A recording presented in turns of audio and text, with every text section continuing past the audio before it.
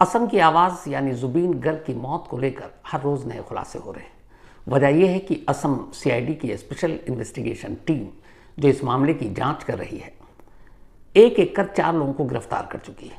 और जैसे जैसे ये गिरफ्तारियां हो रही है या गिरफ्तार लोगों की तादाद बढ़ती जा रही है, लोगों को ये शक होता जा रहा है कि क्या वाकई इस मौत के पीछे कोई साजिश है या फिर ये सब कुछ एक आई वॉश है।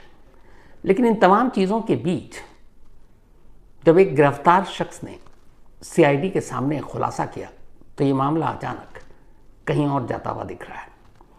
जुबीन गर्ग की बैंड में, जो उनका म्यूजिकल बैंड है, उसमें उनके एक साथी सिंगर हैं जिनका नाम है ज्योति गोस्वामी। ज्योति गोस्वामी को भी सीआईडी ने गिरफ्तार कर रखा है और इनकी गिरफ्तारी की वजह यह है कि 19 सितंबर को जिस यॉट के नाव पर जुबीन पहुंचे थे समंदर में स्विमिंग के लिए, उस वक्त ज्योति गोस्वामी भी वहां मौजूद थी। सीआईडी के जो चीफ हैं, जो इस पूरे मामले की इन्वेस्टिगेशन कर रहे हैं, मिस्टर मुन्ना प्रसाद गुप्ता, उनसे पूछा गया, जो डीजीपी हैं, तो उन्होंने कहा कि हमने ज्योति गोस्वामी को बुलाकर 2 दिन पूछताछ की और उस पूछताछ के बाद हमें कुछ ऐसी चीज़ें पता चली जिसके बाद ये ज़रूरी था कि उनसे आगे भी पूछताछ हो और उस आगे की पूछताछ के लिए ज़रूरी था कि उनको हम गिरफ्तार करें। इसीलिए हमने ज्योति गोस्वामी को अरेस्ट किया। इससे ज़्यादा डीजीपी जो है मुन्ना प्रसाद गुप्ता, उन्होंने कुछ और कहने से इनकार कर दिया। एक और अफसर हैं जिन्होंने ये कहा कि ज्योति गोस्वामी के साथ जो बाकी 3 लोग अरेस्ट हुए हैं, जिनमें जुबीन गर्ग के मैनेजर सिद्धार्थ शर्मा, इसके अलावा नॉर्थ ईस्ट इंडिया फेस्टिवल के जो ऑर्गेनाइजर आयोजक मिस्टर श्याम कानू महंता और बैंड से जुड़े हुए ये 2 लोग, जिसमें ज्योति गोस्वामी एक हैं और दूसरे हैं म्यूजिशियन संगीतकार शेखर गोस्वामी।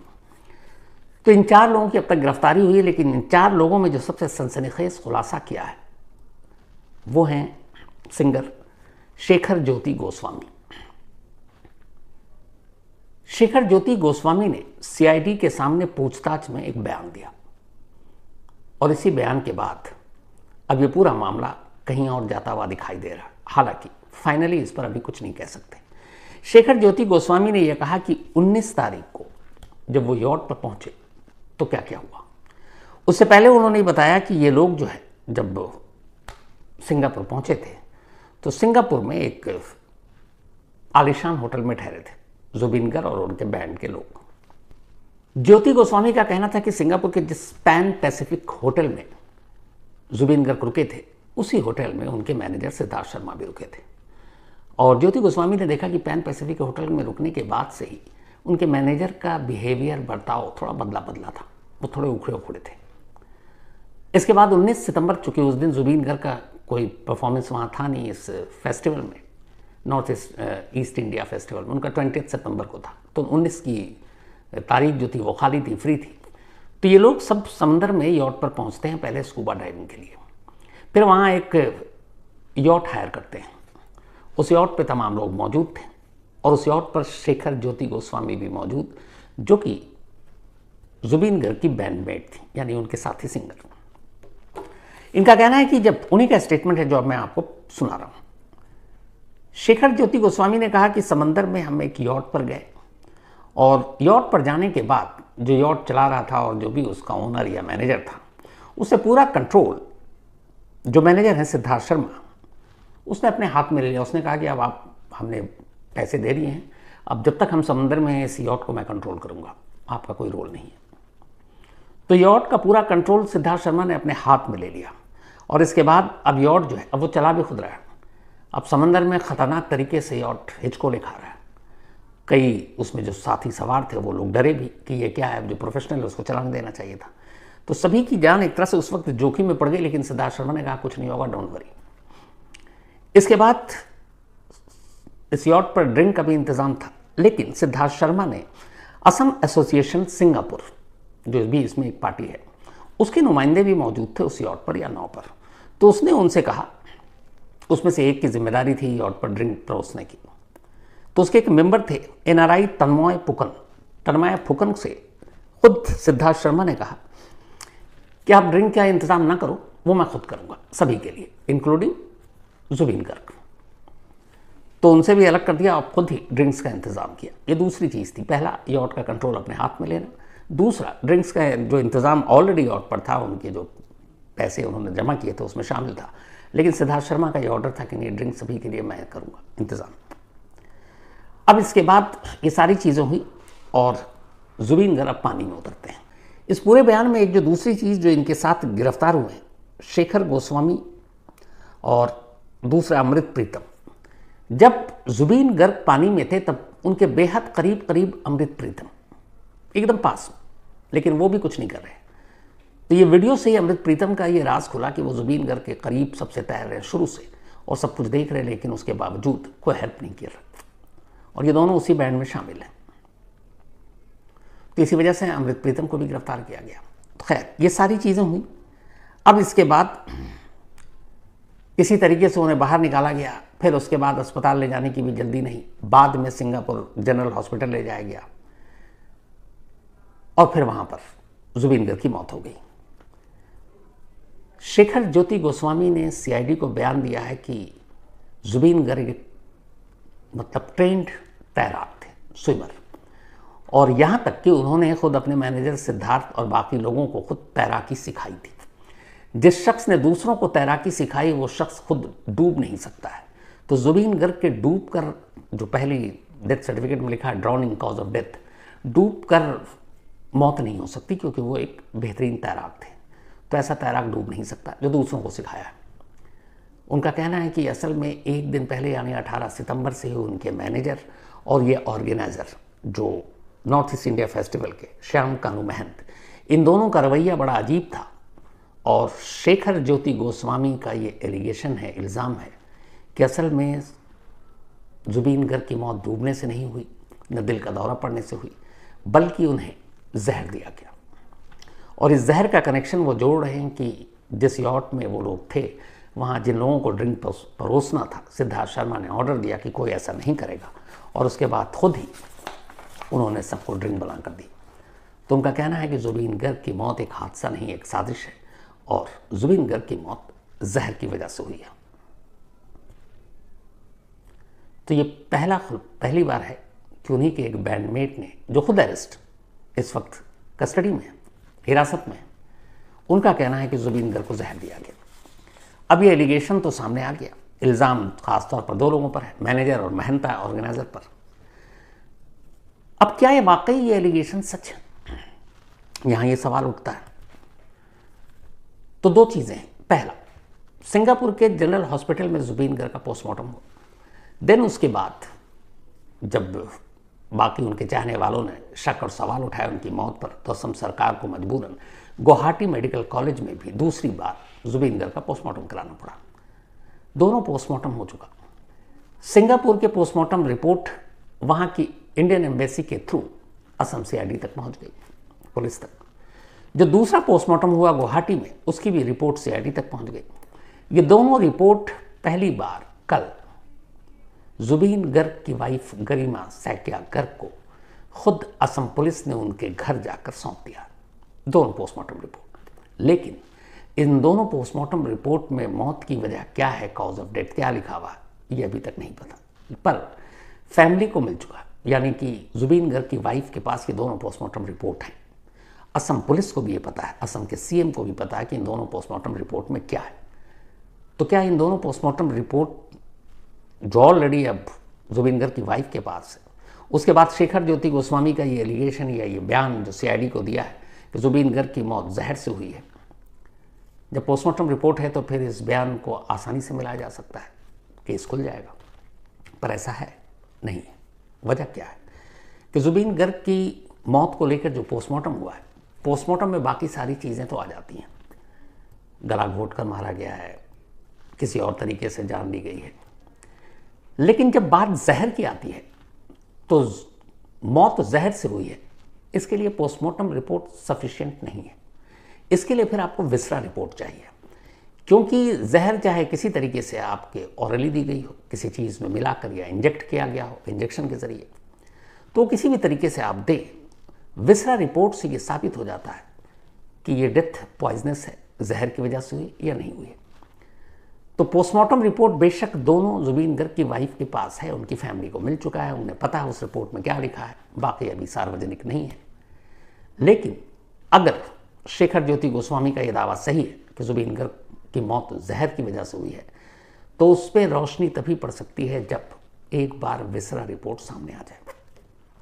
अब जो विसरा रिपोर्ट है, विसरा चूंकि पोस्टमार्टम पहला वहां हुआ, विसरा रिपोर्ट भारत सरकार, विदेश मंत्रालय और इन सब की पहल पर उसके कुछ सैंपल, चूंकि दूसरी बार यहां भी हुआ है गुवाहाटी में पोस्टमार्टम, दिल्ली की फॉरेंसिक लैब में उसको जांच के लिए भेजा गया। लेकिन विसरा रिपोर्ट आने में वक्त लगता है, कम से कम मानकर चलिए 20 दिन, 1 महीना। प्रायोरिटी पे दें तो भी 15 दिन से पहले सवाल ही नहीं है, उससे ज़्यादा ही वक्त लग जाता है। तो अभी 19 तारीख को, 19 सितंबर को जुबीन गर्ग की मौत हुई थी। 20 तारीख को सिंगापुर में उनका पोस्टमार्टम हुआ था और उसके बाद यहाँ आने के बाद उसके 2 दिन बाद यहाँ भी पोस्टमार्टम हुआ। तो अभी उस हिसाब से 15 दिन भी नहीं हुए हैं, यानी अभी विसरा रिपोर्ट सामने नहीं आई है। और जब तक विसरा रिपोर्ट सामने नहीं आ जाती तब तक दावे से नहीं कहा जा सकता कि जुबीन गर्ग की मौत की वजह क्या है। ख़ासतौर पर उनके बैंडमेट ने जो एलिगेशन लगाया, जो कहा है कि मैनेजर और ऑर्गेनाइजर ने उन्हें जहर दिया था यॉट पर। पहली चीज़ तो ये हो गई। अब सवाल ये है कि इन लोगों को एक एक कर गिरफ्तार क्यों किया जा रहा है, और 4 गिरफ्तारी अब तक हो चुकी है, जो मैंने आपको बताया। जो पहली 2 गिरफ्तारी हुई वो जुबीन गर्ग के जो 2014 से मैनेजर हैं सिद्धार्थ शर्मा, उनकी। दूसरी नॉर्थ ईस्ट इंडिया फेस्टिवल के ऑर्गेनाइजर श्याम कानू महंता की।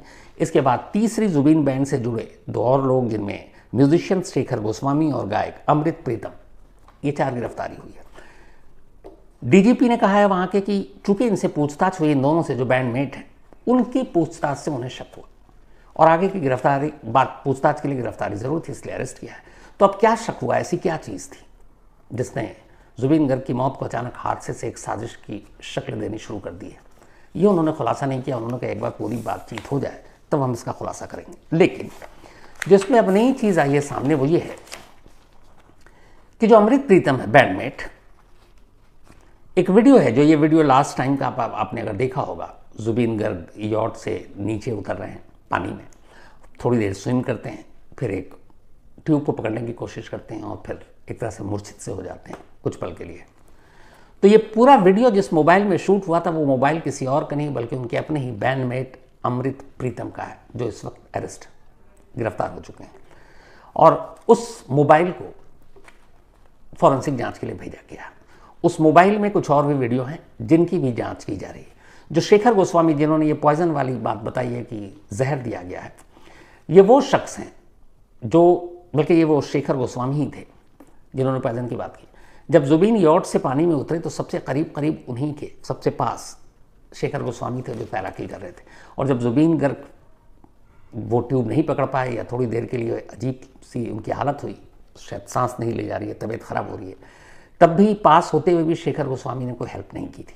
इस वीडियो के आधार पर ही सीआईडी ने शेखर गोस्वामी को गिरफ्तार किया, जो अब सीआईडी को बयान दे रहे हैं कि उनकी मौत के पीछे मैनेजर और ऑर्गेनाइजर है दोनों।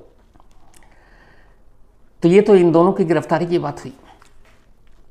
अब सवाल ये है कि क्या जुबीन गर्ग की वाइफ गरिमा सैकिया गर्ग, जो 2 पोस्टमार्टम रिपोर्ट उन्हें सौंपी गई है पुलिस की तरफ से, उसके बारे में खुलासा करेंगे कि उस पोस्टमार्टम रिपोर्ट में अब तक क्या है। क्योंकि जुबीन गर्ग के तमाम चाहने वाले ये चाहते हैं कि इसका खुलासा हो और उन्हें ये जानकारी मिले कि आखिर उनकी मौत के पीछे की असली वजह क्या है।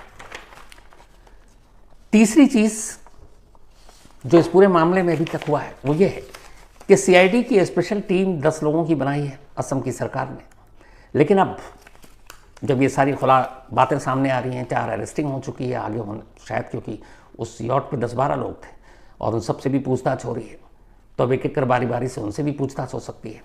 तो इन सारी चीज़ों को देखते हुए अब असम की गवर्नमेंट ने इस सीआईडी की जांच के अलावा इस पूरे मामले की जांच, यानी जुबीन की मौत की जांच, सच्चाई क्या है, एक जुडिशियल कमीशन बनाने का ऐलान कर दिया। एक न्यायिक आयोग, 1 मेंबर कमीशन है ये, और ये कमीशन अब इस पूरे मामले की जांच करेगी। और ये जो 1 मेंबर कमीशन है ये गुवाहाटी हाई कोर्ट के जो जस्टिस हैं, जस्टिस सौमित्र सैकिया, उनको सौंपा गया।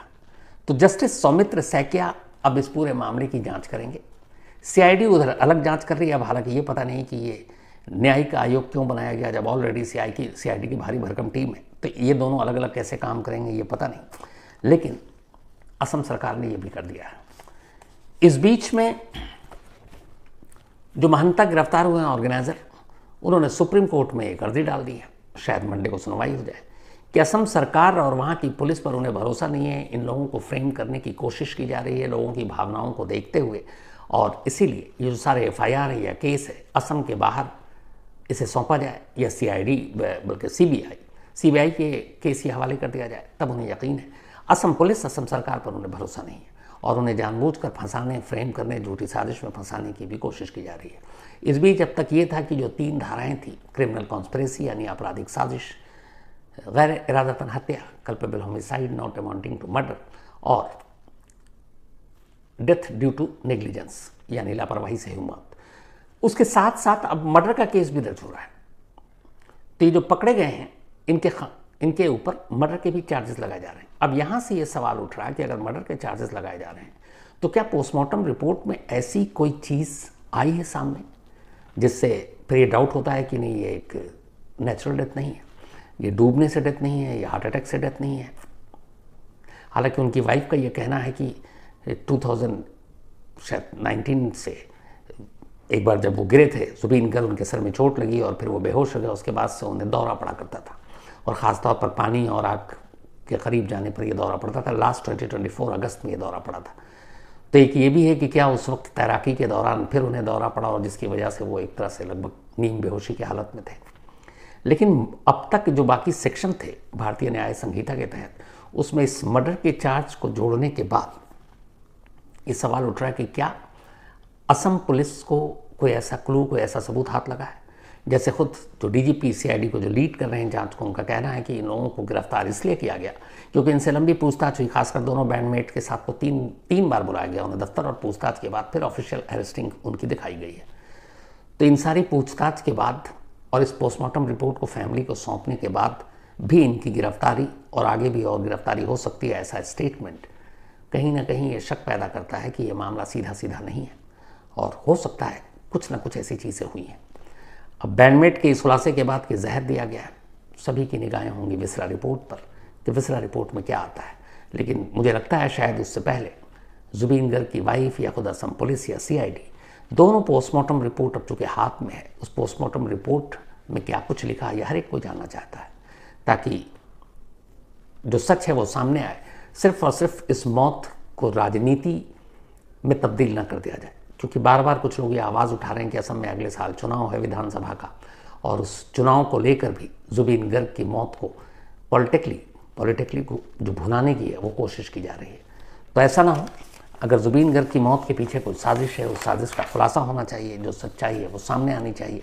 जुबीन गर्ग के जो लाखों चाहने वाले बस वो इतनी ही सी चाहते हैं, यही उनकी चाहत है कि असम की इस आवाज़ और उनके अपने हीरो की मौत की जो भी सच्चाई है वो ज़रूर दुनिया के सामने आनी चाहिए। तो फिलहाल ये अपडेट है, बाकी आगे जो भी अपडेट होगा मैं आपको इस पर लगातार बताता रहूँगा, इस पर नज़र है हमारी। तो फिलहाल इतना ही।